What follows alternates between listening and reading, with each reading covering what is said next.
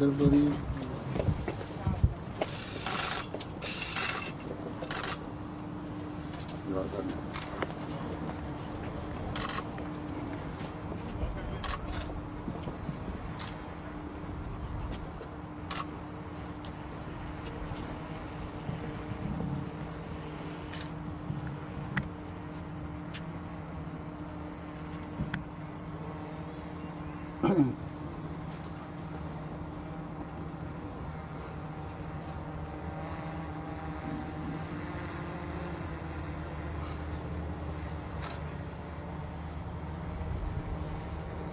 آمين.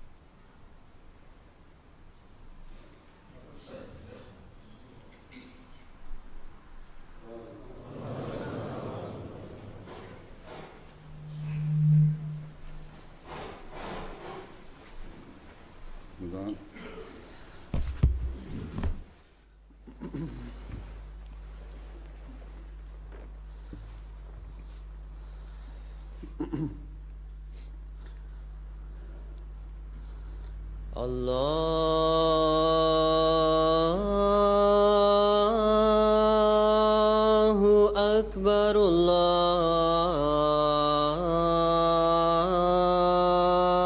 الله أكبر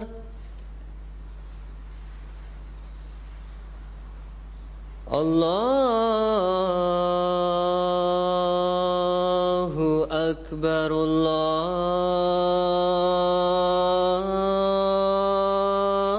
الله أكبر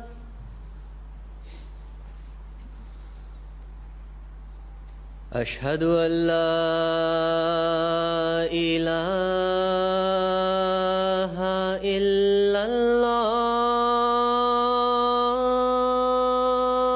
الله أشهد أن لا إله إلا الله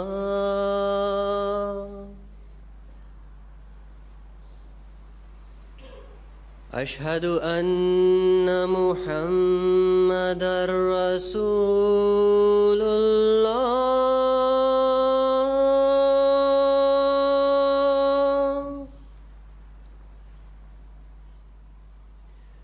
أشهد أن محمدًا رسول الله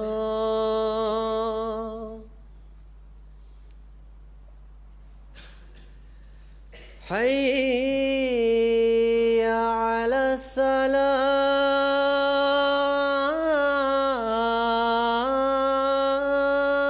الصلاة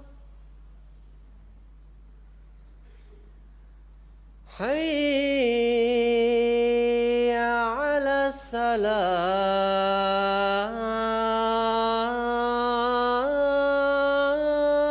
الصلاة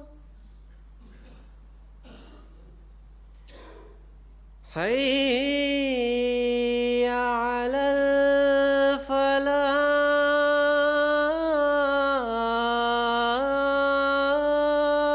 الفلاح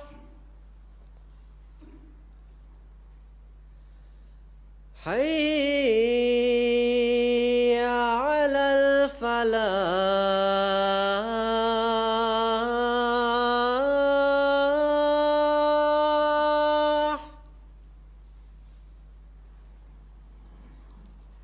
Allahu Akbar, Allahu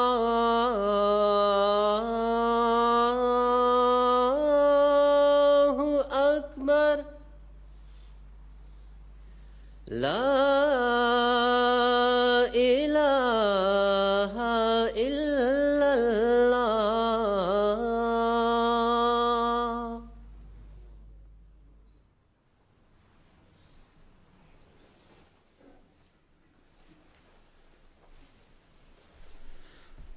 Assalamualaikum warahmatullahi.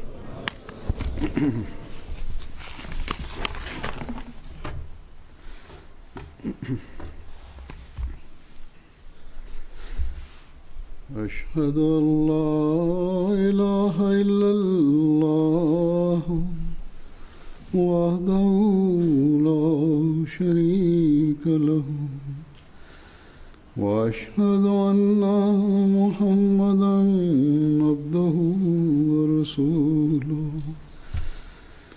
أما بعد فأعوذ بالله من الشيطان الرجيم بسم الله الرحمن الرحيم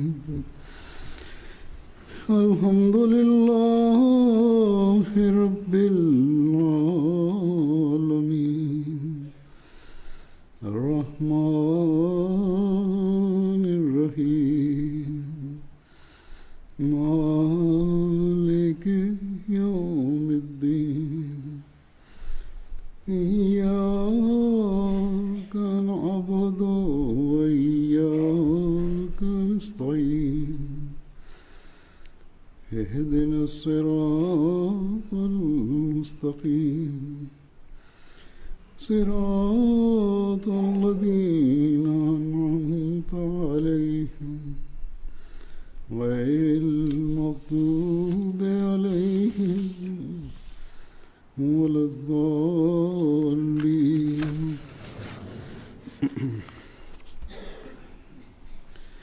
إنما يعمر مساجد الله من آمن بالله واليوم الآخر وأقام الصلاة وآتى الزكاة ولم يخش إلا الله فعسى أولئك أن يكونوا من المهتدين.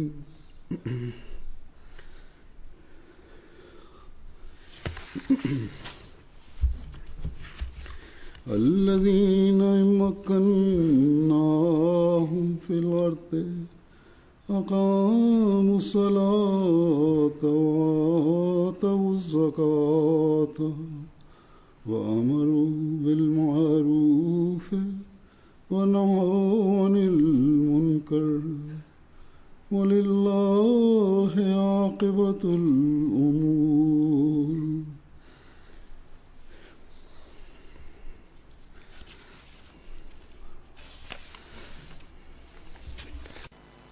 Alhamdulillah, pada hari ini Allah Ta'ala telah memberikan taufik kepada Jemaat Ahmadiyah Swedia untuk membangun masjid yang kedua dan diberikan nama Masjid Mahmud.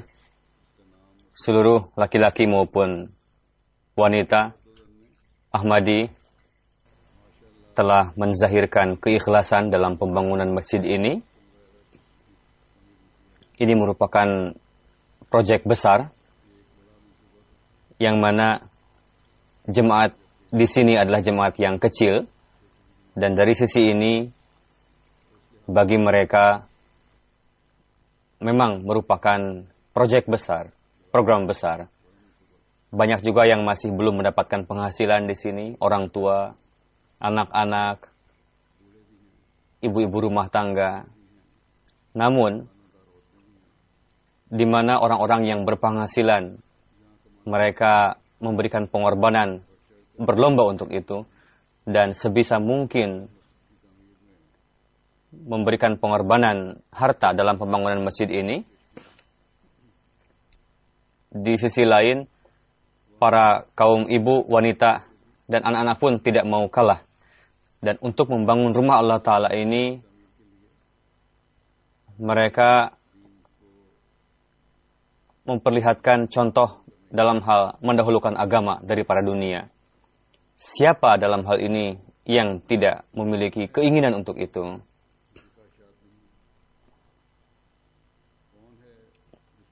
Dan di zaman ini,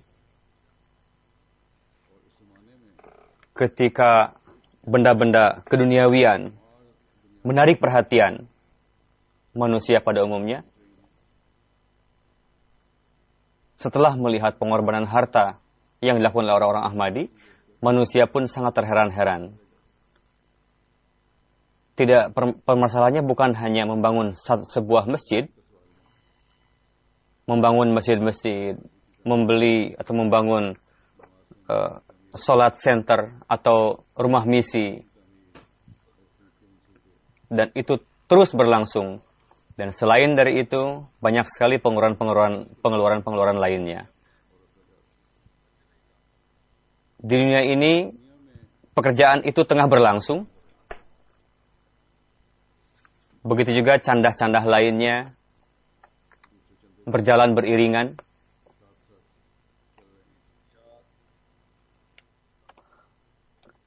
Seiring dengan pembangunan ini,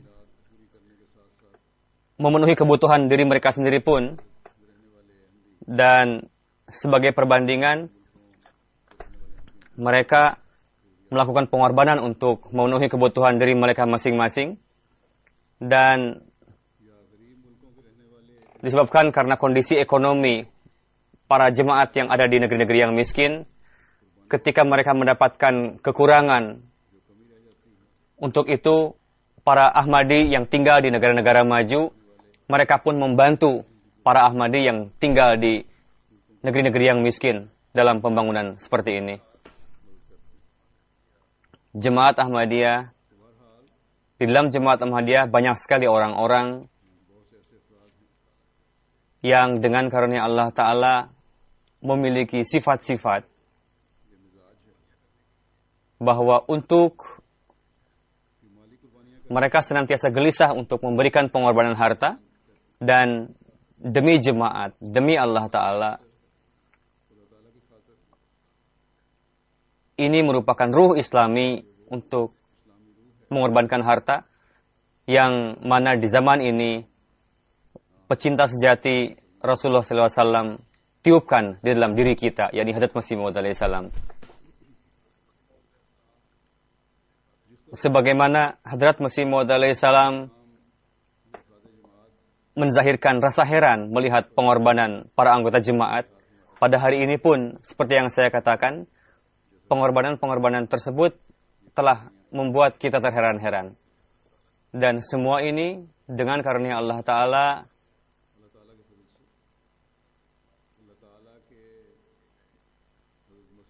ini merupakan penzahiran, pemenuhan janji Allah Ta'ala kepada Hadrat Masih Maud alaihissalam, bahwa Allah Ta'ala akan senantiasa memenuhi segala kebutuhan Hadrat Masih Maud alaihissalam. Pembangunan masjid ini, di mana ada di atasnya ada 2 ruangan, kantor-kantor juga, perpustakaan, dan lain-lain. Biayanya lebih kurang 37,5 juta kron atau 2,75 juta pound biayanya. Yani hall, rumah mubaligh, dapur juga di dalamnya. Hall sedang masih dalam penyelesaian. Panitia berpikir, pengurus berpikir mungkin masih ada biaya yang diperlukan, sekitar 8 atau juta kron Swedia diperlukan untuk itu. Sebagaimana di dalam program-program besar Jemaat Ahmadiyah, banyak sekali pekerjaan-pekerjaan yang dilakukan dengan wikari amal, yang mana dari sisi ini banyak sekali biaya yang terselamatkan karena wikari amal tersebut. para sukarelawan mereka bekerja untuk membangun masjid. Sebagian ada yang mengatakan kepada saya, ada di antara mereka yang tinggal siang malam untuk membantu wikari amal membangun masjid. Terkadang ada yang pulang dulu sebentar ke rumah, lalu balik lagi ke masjid ini untuk membangun. Supaya bisa segera selesai dan segera dibuka masjid ini. Meskipun demikian, di beberapa tempat masih ada yang belum terselesaikan pembangunan masjid ini. Jadi tukang ataupun mandor ketika mereka masuk ke sini, lalu terkadang mereka keluar seenaknya saja. Para panitia di sini pun hendaknya setelah menetapkan ukuran ini, hendaknya mengundang saya pada saat itu. Jadi Allah Ta'ala, semoga Allah Ta'ala memberikan balasan yang terbaik bagi orang-orang yang memberikan pengorbanan untuk membangun masjid ini. Mereka yang mengikut ambil bagian dalam pembangunan masjid dan kompleks ini. Masjid ini sangat indah dan warga setempat pun sangat memuji masjid ini. 2 hari yang lalu ada jurnalis surat kabar dan radio datang kepada saya dan menginterview saya. Mereka memuji bahwa masjid ini sangat indah. Dan ini menambah keindahan kawasan sini, menurut mereka. Pengorbanan, penzahiran ruh pengorbanan, bagaimana itu dizahirkan oleh anak-anak dan orang-orang dewasa. Saya akan berikan permisalannya. Ada seorang anak perempuan berumur 11 tahun untuk membayar candah untuk menyumbang ke masjid ini. Mereka menyumbang beberapa ratus kron.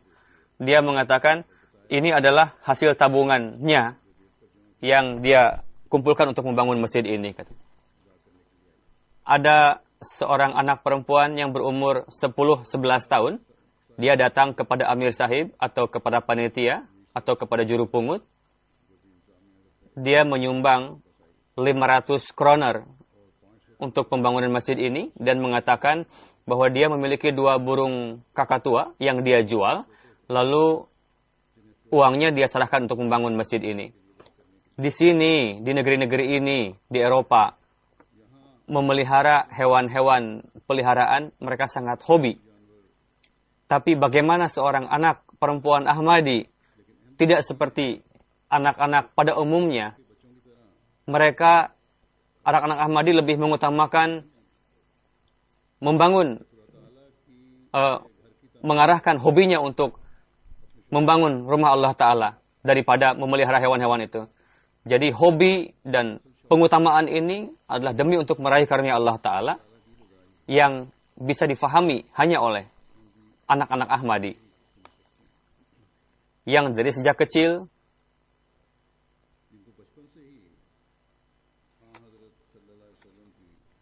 mereka sudah timbul pengetahuan berkenaan dengan sabda Rasulullah SAW bahwa orang yang mengambil bagian dalam pembangunan masjid, dia akan dibuatkan rumah di surga. Lalu Hadrat Rasulullah SAW pun pernah bersabda bahwa tempat-tempat terbaik di kota adalah masjid. Lalu beliau bersabda, di dalam kabilah-kabilah, buatlah masjid, lingkungan-lingkungan, di kota-kota.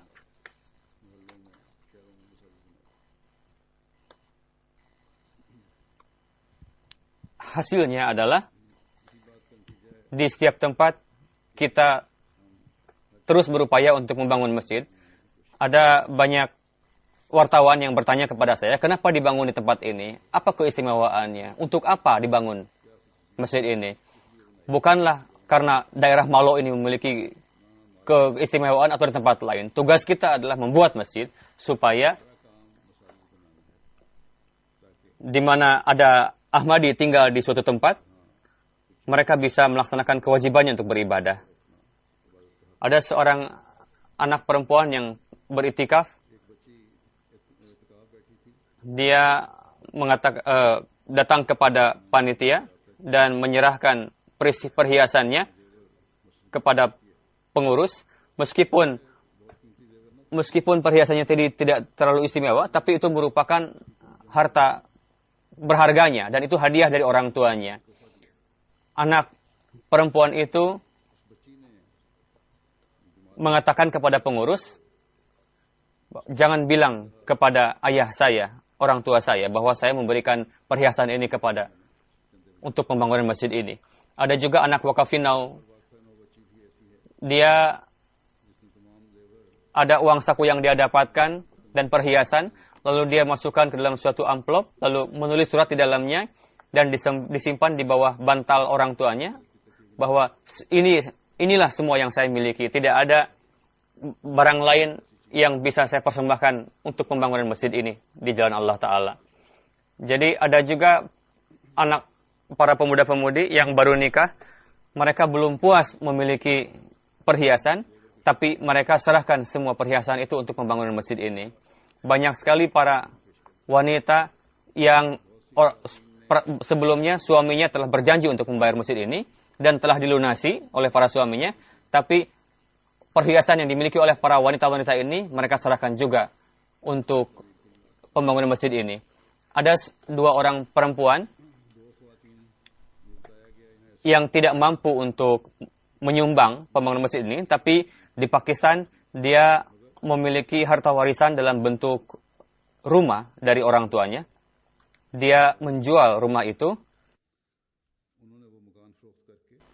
nilainya adalah ratusan ribu rumah itu, lalu disumbangkan untuk membangun masjid ini.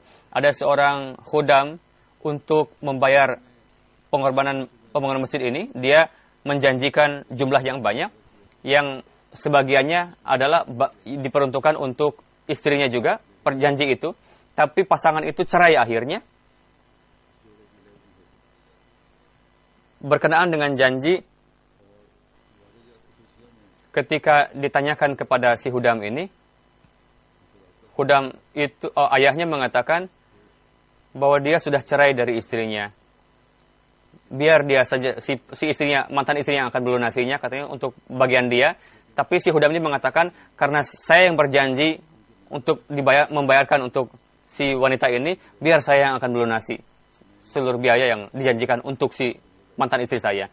Ada juga para laki-laki yang mereka alih-alih seperti itu, dia tidak membayar, padahal itu sudah menjadi hak si istri ketika cerai. Meskipun diputuskan oleh pengadilan sekalipun, padahal itu merupakan kewajibannya untuk melunasinya, dan itu merupakan hak mantan istrinya. Tapi ada juga, seperti yang saya katakan tadi, meskipun dia bercerai dari istrinya, dia tetap melunasi janjinya tadi. Dan pada hakikatnya, mereka lah orang-orang yang layak disebut sebagai orang mukmin. Ada seorang khudam di Malmo yang mereka bekerja paruh waktu. Ketika dia dikatakan untuk menambahkan jumlah janjinya dari 10.000 menjadi 100.000 dia janjikan. Pada minggu depannya dia membayar 50.000 kron untuk pembangunan masjid ini. Ketika ditanyakan, dari mana Tuhan mendapatkan uang sebanyak ini? Kondisi Tuhan kan sedang tidak baik. Padahal ini masih panjang perjanjian ini, 1 tahun, 2 tahun. Khudam ini menjawab, saya telah menjual mobil saya, dan uang yang saya kumpulkan selebih itu, lalu saya kumpulkan semua itu, lalu saya bayarkan untuk masjid ini. Sebagai hasil dari pengorbanan itu, beliau mendapatkan pekerjaan yang permanen, dan lebih dari sebelumnya, beliau bisa mendapatkan taufik untuk membeli mobil yang baru dan lebih baik lagi. Inilah ruh pengorbanan yang kita dapatkan di dalam diri para Ahmadi. Tidak hanya di tempat-tempat khusus saja, di setiap jaga, di berbagai negeri, banyak sekali para Ahmadi yang memiliki ruh pengorbanan seperti itu. Masjid, kawasan masjid ini, pembangunan dan luas area. Jadi ini rencana ini dimulai pada tahun 1999 ketika diajukan kepada konsel. Lalu Ihsanullah Saib membeli area tanah seluas 5.000 meter persegi. Area ini berada pada tempat yang cukup mencolok, dekat dengan jalan tol utama. dan menghubungkan antara Norwegia dan seluruh Eropa, dan bisa menghubungkan kota-kota di Eropa. Ini jalan tol yang sangat sibuk. Dari kejauhan bisa nampak sekali keindahan masjid ini kepada orang yang lalu lalang, dan ini memberikan pesan tauhid kepada mereka. Semoga setiap Ahmadi juga setelah melaksanakan kewajiban pembangunan ini, mereka bisa melaksanakan kewajibannya, ini dengan perantaraan tabligh. Semoga masjid ini senantiasa menjadi perantara untuk menyampaikan pesan tauhid, dan keindahan yang hakiki dari masjid ini yang merupakan keindahan ajaran Islam yang menjadi tujuan dari pembangunan masjid ini, semoga itu senantiasa bersinar, bercahaya, dan memancar kemana-mana. Luas area komplek yang sudah dibangun adalah 2.353 meter persegi, termasuk 5 bangunan Masjid Mahmud. Luasnya masjid ini adalah 1.494, yaitu 1.500 meter. Ada gedung olahraga juga yang luasnya 750 meter persegi. Masjid memiliki 2 hall, atas dan bawah, untuk laki-laki dan wanita. Ada sebagian orang yang berkeberatan, katanya wanita dipisah, tidak dimasukkan ke dalam bangunan masjid yang utama katanya. Ini pun keberatan yang dilontarkan kepada mereka yang mencari-cari untuk menyerang Islam. Ini merupakan jawaban yang cukup bahwa dalam satu masjid di dalamnya ada blok yang sama, dan itu diperuntukkan untuk wanita yang... Jadi setiap hall bisa ditempati oleh 500 orang. Atas bawah 500. Dan ada gedung olahraga bisa ditempati oleh 700 orang. Jadi bisa ditempati oleh 1.700 orang secara total. Saat ini banyak sekali orang yang sudah datang dari luar Swedia, sehingga masjid nampak penuh. Namun dalam kondisi umum keseharian, dari sisi luas masjid ini sangat luas, sehingga jika seluruh Ahmadi yang ada di negeri ini datang serentak ke masjid ini, tetap saja tidak akan memenuhi masjid ini, dan setengahnya akan kosong. Setengahnya. Begitu atas dan bawah. Jadi ini merupakan tanggung jawab para Ahmadi di sini untuk menambah jumlah mereka. Pada hari ini merupakan pembukaan masjid ini. Saya datang ke sini dan banyak sekali tamu yang datang ke sini, sehingga nampak penuh masjid ini atas bawah, dan di luar juga ada yang duduk. Tapi dalam kondisi umum, seperti yang saya katakan, bahwa masjid ini begitu besar, sehingga meskipun seluruh Ahmadi yang tinggal di negeri ini datang secara serentak, tetap saja tidak akan bisa memenuhi masjid ini.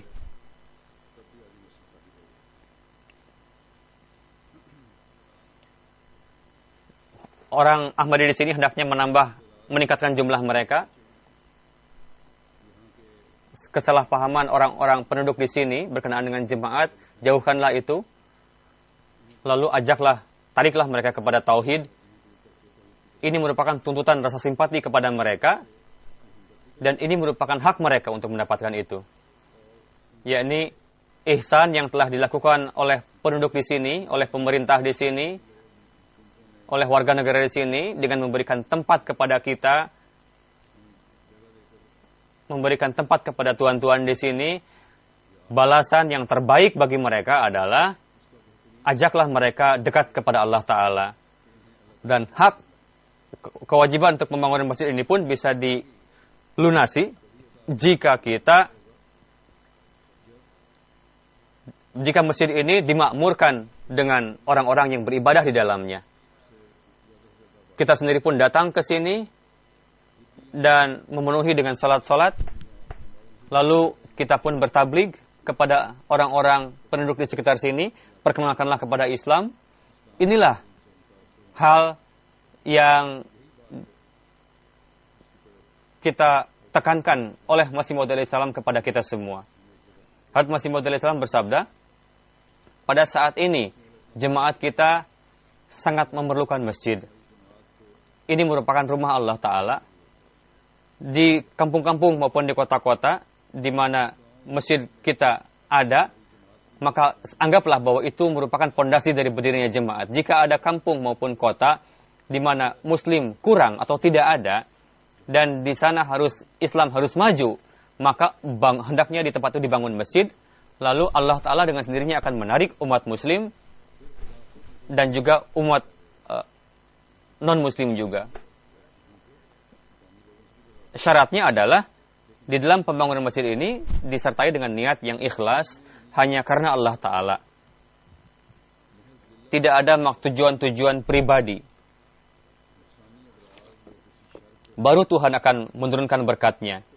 Jadi setiap orang harus menurunkan persyaratan itu dengan niat yang tulus, ikhlas, dan tidak ada keburukan atau fitnah apapun di dalam diri kita, dan secara murni untuk meraih keridhaan Allah Ta'ala dilakukan pengorbanan-pengorbanan, memakmurkan masjid, baru keberkatan akan turun kepada kita semua.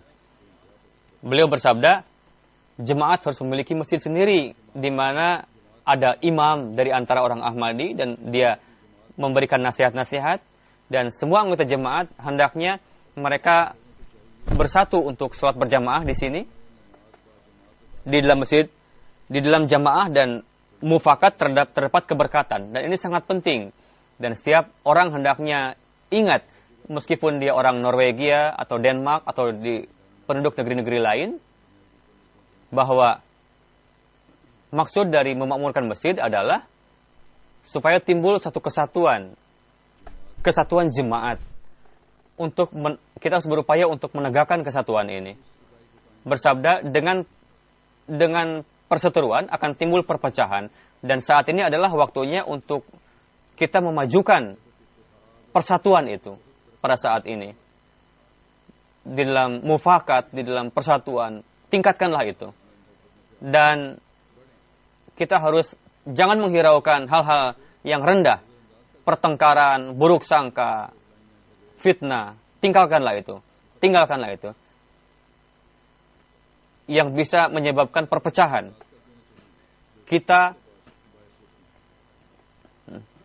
yang telah baiat di tangan Hadrat Masih Maud alaihissalam, yakni ajaran Islam yang tidak hanya dilupakan oleh umat muslim pada umumnya, bahkan mereka telah memasukkan bid'ah-bid'ah di dalamnya, lalu mereka terbelah-belah dalam firqah-firqah, jauh alih-alih, dan tidak hanya kehormatan Islam, akhlak mereka pun sudah begitu degradasi. Kita harus terhindar dari itu, dan alih-alih untuk keuntungan pribadi, kita harus berupaya untuk meraih keridhaan Allah Ta'ala dan mengambil pelajaran yang terbaik dari itu. Kita harus menjadi satu kesatuan. Dan di antara kita ada kesatuan, ada mufakat, ciptakanlah itu. Dan kita harus melangkah di jalan yang telah diberitakan oleh Allah Ta'ala. Untuk itu, Hadrat Masih Maud alaihissalam berkenaan dengan salat dan masjid, nasihat yang beliau berikan, saya akan sampaikan pada kesempatan ini. Beliau alaihissalam bersabda, di dalam salat, ganjaran yang diberikan untuk berjamaah, maksudnya adalah supaya tercipta persatuan. Lalu membawa dalam corak amalan, ditekankan untuk itu, sampai-sampai kaki pun harus sama. Yakni tumit itu harus berada pada garis yang sama. Sehingga saf pun jadi lurus dan menyatu satu sama lain. Maksudnya adalah seolah-olah menjadi satu manusia. Sedemikian rupa lurusnya. Sehingga menjadi satu manusia. Sehingga satu cahaya bisa diserap oleh orang lain. Karena ada yang memiliki rohaniyah yang tinggi, ada yang rendah, ada yang kurang. Sehingga nur rohaniyat bisa saling diserap satu sama lain. Perbedaan yang bisa menciptakan egoisme, jangan sampai itu ada. Inilah hasrat beliau, keinginan beliau. Supaya egoisme itu hilang dan kita menjadi satu kesatuan. Beliau bersabda, ingatlah dengan baik bahwa di dalam diri manusia terdapat kekuatan untuk menarik nur orang lain.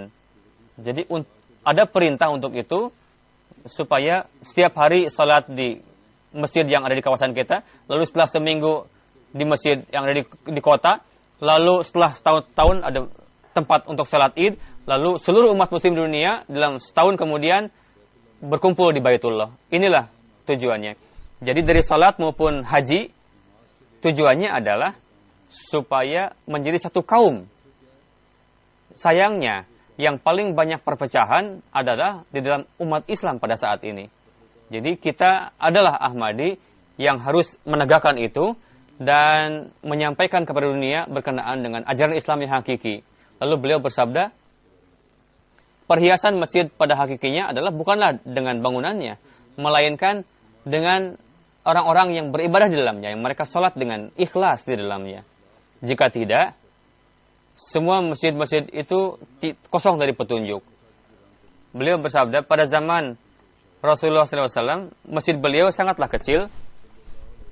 Atapnya terbuat dari batang korma. Ketika hujan, air menetes dari atas. Dan keramaian masjid adalah berhubungan dengan orang yang ibadah di dalamnya. Pada zaman Rasulullah SAW, orang-orang duniawi pun membangun masjid pada saat itu diruntuhkan atas perintah Allah Ta'ala. Nama masjid itu adalah Masjid Dirar.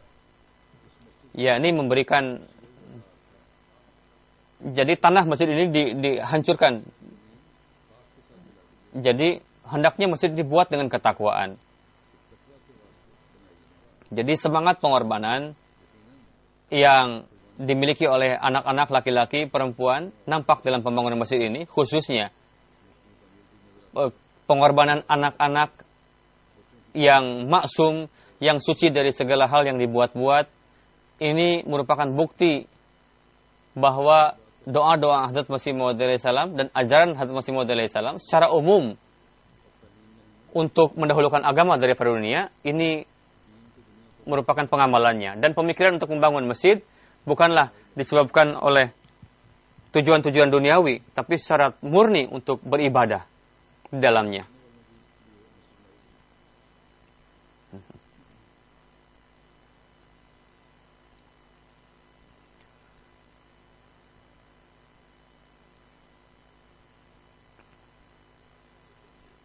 Seiring berjalan di atas jalan takwa dan untuk meraih keridhaan Allah Ta'ala, jadi kita setelah melakukan pekerjaan demi Allah Ta'ala, kita harus berpikir bahwa setelah meraih satu tujuan, kita jangan sampai acuh tak acuh terhadap tujuan penciptaan kita di dunia ini. Janganlah beranggap bahwa kita sudah membangun masjid yang indah, sehingga tugas kita sudah selesai. Katanya, setelah membangun masjid ini, tujuan kita yang sebetulnya telah dimulai. Jadi, setiap orang yang tinggal di sini hendaknya ingat hal itu. Kita wa ma khalaqtul jinna wal insa illa liya'budun, yakni kami ciptakan jin dan manusia untuk beribadah. Hendaknya diingat bahwa kita harus melaksanakan kewajiban untuk beribadah. Dan hak beribadah tadi adalah dengan memakmurkan masjid. Itu bisa kita lakukan. Seperti yang dijelaskan oleh hadis tadi. Lalu bagaimana penzahiran rasa cinta Allah Ta'ala kepada manusia? Bagaimana Allah Ta'ala menganugerahkan nikmatnya kepada manusia? Dengan perantaraan Rasulullah SAW, Allah Ta'ala mengatakan kepada kita bahwa ganjaran orang yang beribadah salat berjamaah di masjid mendapatkan 27 derajat pahalanya. Lalu dalam hadis Rasulullah SAW bersabda, yang diriwayatkan oleh Hadrat Abu Hurairah, bahwa orang laki-laki yang salat berjamaah di masjid, dia akan mendapatkan 25 derajat pahalanya. Di tempat lain 27. lebih baik daripada dilakukan di rumah atau di pasar. Jadi ketika dia berwudu, ketika dia wudu dengan baik, lalu dia keluar untuk pergi ke masjid, dalam kondisi bahwa dia hanya keluar untuk ke masjid, untuk sholat, setiap langkah yang dia langkahkan akan mengangkat derajatnya satu, lalu akan dijauhkan dari dosa pada langkah berikutnya. Ketika dia sholat, selama dia berada di tempat sholatnya, maka malaikat akan mendoakan orang tersebut untuk diberikan rahmat kepadanya. Mereka akan mengatakan, malaikat ini akan berdoa, ya Allah, turunkanlah rahmat yang khusus kepada orang ini, kasihanilah orang ini. Lalu bersabda, janganlah beranggapan bahwa orang yang tidak memberikan ganjaran kepada orang yang menunggu untuk sholat. Menunggu pun ada ganjarannya ketika dia menunggu untuk didirikannya sholat. Dalam satu riwayat, Rasulullah SAW bersabda, orang yang pergi ke masjid pagi dan sore, Allah Ta'ala akan membangunkan di surga akan mengkhidmati orang tersebut. Jadi orang yang datang ke masjid, mereka adalah merupakan tamu Allah Ta'ala.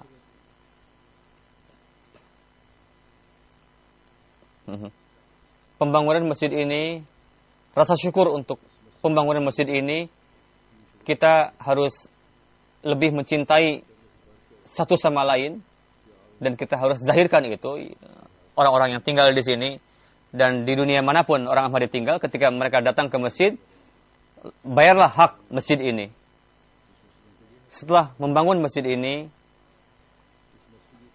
tuan-tuan harus lebih dari sebelumnya memperlihatkan suri tauladan yang baik, suri tauladan Islam, dan perlihatkanlah itu kepada orang lain juga. Seperti yang disabdakan oleh Hazrat Masih Maud alaihissalam, bahwa masjid akan menjadi sarana untuk bertabligh. Jadi jika amalan kita tidak sesuai dengan ajaran Islam, jika kita tidak menyampaikan pesan Islam, maka orang-orang setelah melihat masjid memang akan tertarik. Dan seperti yang saya katakan, bahwa masjid ini terletak di dekat jalan tol yang utama, sehingga kubah yang utama bisa menarik perhatian orang-orang. Namun, perhatian itu hanya untuk keindahan zahir saja, jasmani. Keindahan yang sebenarnya adalah, keindahan masjid itu ketika orang-orang yang beribadah di dalamnya, mereka datang ke masjid untuk beribadah. Dan itu memperlihatkan keindahan rohani dari masjid ini. Jadi semangat pengorbanan yang sementara memang itu sangat perlu sangat berharga.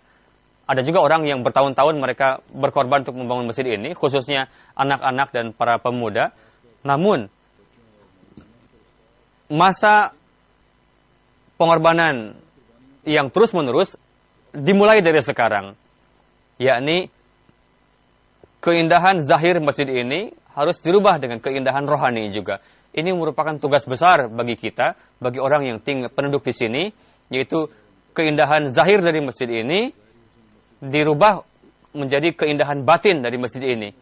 Keindahan rohani tadi menghendaki kedawaman, kerutinan, ada upaya yang rutin. Jadi setiap Ahmadi hendaknya berupaya, berjanji untuk senantiasa melanggengkan keindahan rohani dari masjid ini.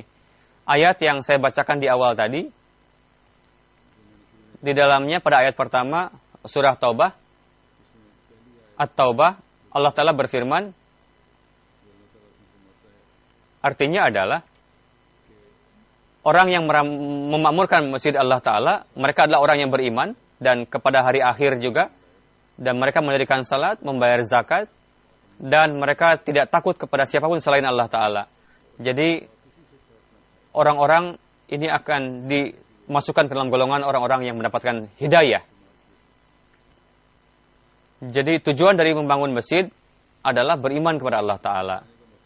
Dan keimanan kepada Allah Ta'ala akan sempurna jika manusia menjaga dirinya dari berbagai syirik. Dia harus menganggap yang memberikan segala sesuatu adalah Allah Ta'ala. Lalu beriman kepada hari akhir. Ada rinciannya. Tapi jika manusia hanya merenungkan bahwa banyak sekali hal berkenaan dengan akhirat, bahwa akhirat lebih baik dari dunia, dan manusia hanya merenungkan hal itu saja, lalu untuk meraih hal-hal duniawi, alih-alih dia memeras segenap kekuatannya untuk duniawi, dia akan berupaya keras untuk menjadi pewaris nikmat-nikmat rohani akhirat. Allah Ta'ala berfirman, wala darul akhirati khairun lilladzina taqaw, wala darul akhirati lilladzina taqaw. Dan rumah di akhirat adalah bagi orang-orang yang bertakwa, dan itu pasti lebih baik. Satu rumah telah dibuat oleh mukmin, namun untuk memakmurkan rumah ini, memakmurkan masjid itu berkaitan dengan takwa. Jadi hak untuk pembangunan masjid ini adalah tergantung kepada kita melangkah jalan takwa. Berkenaan dengan takwa, Hadrat Masih Maud alaihi salam bersabda, untuk menjadi seorang muttaqi adalah penting bahwa setelah terhindar dari perbuatan yang kotor, zina, mencuri, merampas hak orang lain, ria, sombong, menaruh kebencian, bakhil. Setelah meninggalkan perbuatan dosa yang besar itu, lalu dia maju dalam akhlak yang mulia. Dia meninggalkan akhlak-akhlak yang sia-sia, akhlak-akhlak buruk, lalu dia maju dalam akhlak-akhlak yang baik. Tidak hanya meninggalkan, tapi dia pun maju terus. Jadi dia memperlihatkan akhlak yang mulia kepada setiap orang dengan penuh simpati. Inilah akhlak, inilah takwa. Jadi dia memberikan rasa cinta kepada setiap orang, memberikan rasa simpati terlepas dari siapa orang yang kita cintai itu, apakah dia muslim ataupun non-muslim. Dia memiliki kesetiaan yang sejati, ketulusan kepada Allah Ta'ala, dan mencari maqam mahmud dari pengkhidmatan.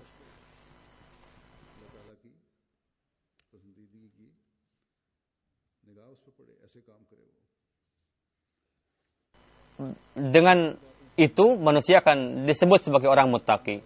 Orang yang memiliki kumpulan akhlak-akhlak mulia itu, dialah yang merupakan muttaqi sejati sebetulnya. Jadi jika satu akhlak saja dimiliki oleh satu orang, hanya satu akhlak saja, tidak bisa disebut muttaqi. Tetapi harus kumpulan dari seluruh akhlak itu berada di dalam diri suatu manusia, baru disebutkan dengan muttaqi. Tidak hanya dengan membayar canda saja, atau sholat saja, menghormati orang saja. Jika semua akhlak itu berkumpul, itu merupakan tanda seorang muttaqi. Jadi sebelum itu berkumpul akhlak-akhlak mulia tadi, dia tidak mungkin disebut sebagai muttaqi. Sebagaimana saya katakan tadi, bahwa tanggung jawab kita tengah bertambah dengan berdirinya masjid ini. Untuk melaksanakan kewajiban itu, kita harus menciptakan satu revolusi yang besar dalam diri kita. Lalu Allah Ta'ala menekankan kepada mendirikan salat, yakni 5 waktu salat. Jadi keindahan masjid ini pun adalah dengan meningkatnya orang yang salat di dalamnya. Jumlah orang-orang yang salat, yang tulus hanya untuk beribadah kepada Allah Ta'ala. Lalu menekankan kepada zakat, menekankan kepada membayar hak kepada orang miskin. Seorang mukmin yang hakiki, yang beriman kepada Allah Ta'ala dan hari akhir, dia mendirikan salat, dan seiring dengan memperhatikan ibadah, pasti dia akan memikirkan untuk mensucikan hartanya. Dan cara yang terbaik untuk mensucikan hartanya adalah membelanjakan hartanya di jalan Allah Ta'ala, dan untuk dia membelanjakan untuk melaksanakan hak pada hambanya yang lain. Dan kita lihat itu, selain dari Ahmadi tidak ada yang lain yang memahami itu dengan baik. Di dalam Quran Karim, Allah Ta'ala berkenaan dengan zakat, Allah Ta'ala tekankan untuk membelanjakan harta secara khusus. Sebagian orang mengatakan bahwa jemaat ini tidak memberikan perhatian kepada zakat, padahal ini merupakan pondasi hukum Islam. Jemaat justru malah meninggalkan zakat, katanya, lalu menekankan keras kepada canda. Pemikiran seperti ini adalah keliru. Zakat adalah wajib, dan itu sangat ditekankan, dan itu berkali-kali ditekankan. Saya telah sampaikan dari beberapa tahun yang lalu dengan cukup detail di beberapa tempat. Saya jelaskan mengenai zakat ini. Bagaimana mungkin kita tidak memberikan perhatian kepada zakat? Zakat adalah memiliki kaitan yang erat dengan nizam khilafat. Bahwa ayat istikhlaf yang di dalamnya ada nizam khilafat diterangkan dan dinubuatkan. Pada ayat berikutnya dikatakan berkenaan dengan mendirikan salat dan membayar zakat.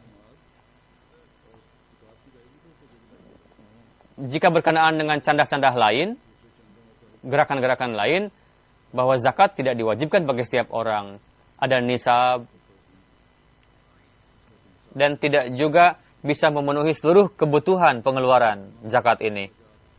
Begitu besarnya pekerjaan yang kita hadapi oleh jemaat ini, untuk pekerjaan-pekerjaan itu, menekankan candah adalah sangat penting.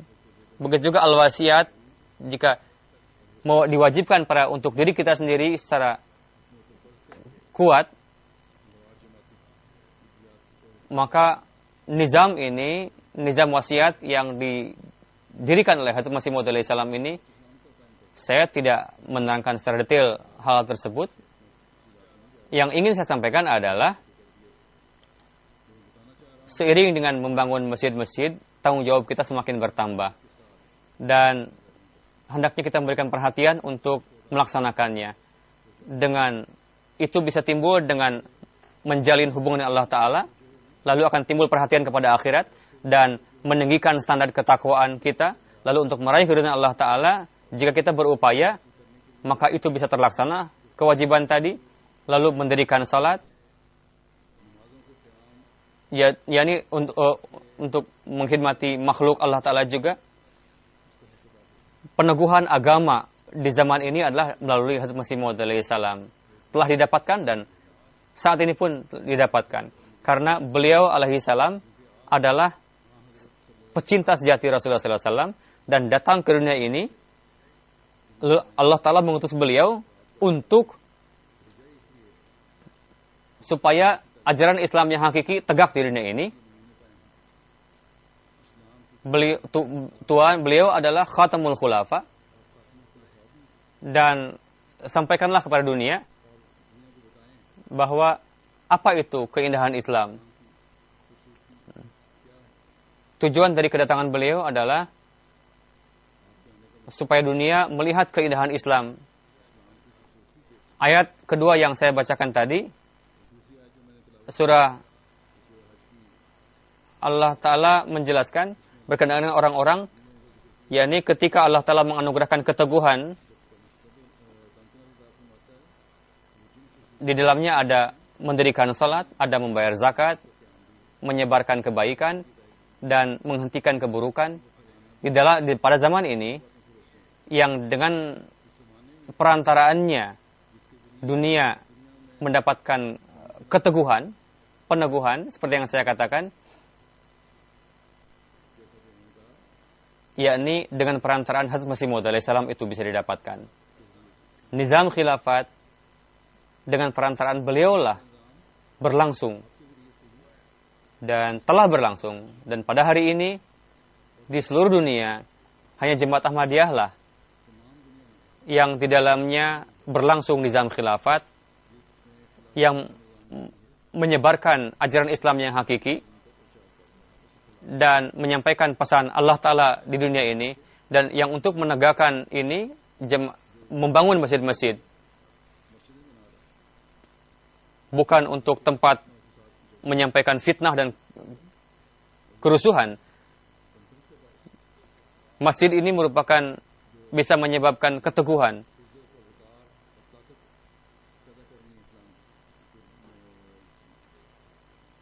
Atau Islam mendapatkan kekuatan dan kehormatan dengan itu. Jadi setiap Ahmadi memiliki tanggung jawab yang sangat besar, dan kita harus merenungkan hal itu dan memahami tujuan tersebut. Dan untuk itu, seiring dengan memenuhi janji kita, kita harus berupaya untuk menyelaraskan pemikiran kita dengan petunjuk Allah Ta'ala. Dengan penjelasan ayat tadi, kita harus senantiasa memperhatikan bahwa hamba Allah Ta'ala yang hakiki, mereka memohon pertolongan dari Allah Ta'ala, dan mereka mendapatkan pertolongan dari Allah Ta'ala. Jika manusia itu mukmin sejati, ketika dia menyeru kepada Allah Ta'ala memohon pertolongannya, maka mereka pun mendapatkan pertolongan dari Allah Ta'ala. Mereka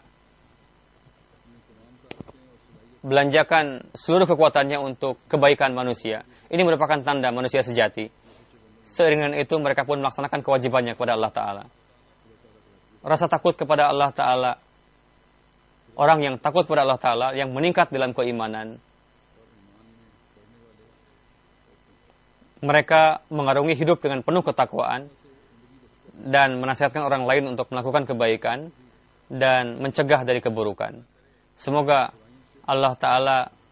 kita menjadi orang-orang yang memahami hal ini, kita menjadi orang-orang yang melaksanakan kewajiban kepada Allah Ta'ala, dan meningkat kecintaan di antara satu sama lain, dan kita melaksanakan kewajiban kepada masjid.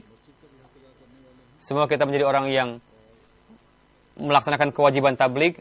Janganlah semangat pengorbanan ini untuk sementara saja, melainkan semangat untuk itu terus berlangsung dalam diri kita, supaya imam di zaman ini dan pecinta sejati Rasulullah SAW, janji baiat yang kita sampaikan kepada beliau, supaya kita bisa memenuhinya. Semoga Allah Ta'ala memberikan taufik kepada kita semua. Amin.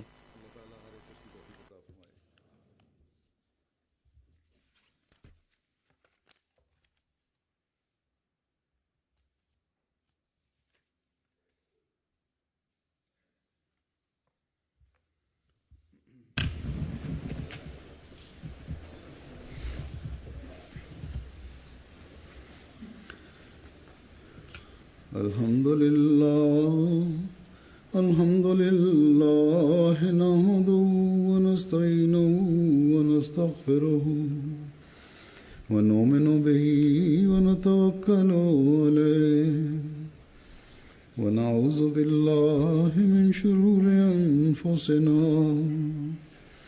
ومن سيئات أعمالنا من يهده الله فلا مضل له ومن يضلل فلا هادي له ونشهد أن لا إله إلا الله ونشهد أن محمدا عبده ورسوله عباد الله رحمكم الله إن الله يأمر بالعدل والإحسان وإيتاء ذي القربى وينهى عن الفحشاء والمنكر والبغي يعظكم لعلكم تذكرون اذكروا الله يذكركم وادعوه يستجب لكم ولذكر الله أكبر